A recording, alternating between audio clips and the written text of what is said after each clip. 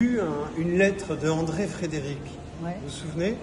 C'est un poète qui est de l'époque surréaliste, un poète de l'humour, dont les œuvres ont quasiment toutes disparu. C'était un copain de Jean Carmé, de Jean-Paul Carrière, etc., qui était quelqu'un que j'aimerais faire revivre sur certaines des choses qu'il a écrites qui sont assez drôles. J'en fais deux donc. Condamné de André Frédéric. Condamné à mort. Rien à faire pour lui couper la tête. En vain lui fait-on comprendre que s'il se détendait, lui ne veut pas entendre raison. Le couperet s'ébrèche, la machine se coince. Le voilà bien avancé, pense le bourreau, en grommelant.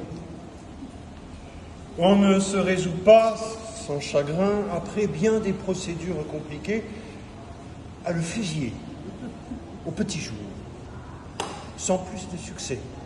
Les balles s'écrasent sur sa poitrine, à peine éraflées, après 12 salles. Le commandant du peloton s'éponge le front, désespéré. On l'électrocute. Impassible, il observe l'évolution des machinistes autour des leviers. Le courant n'est pas ménagé. Dans la pièce, une odeur d'ozone se répand. On essaie de le pendre, sans résultat. De l'étouffer entre deux matelas, de le noyer dans l'huile bouillante.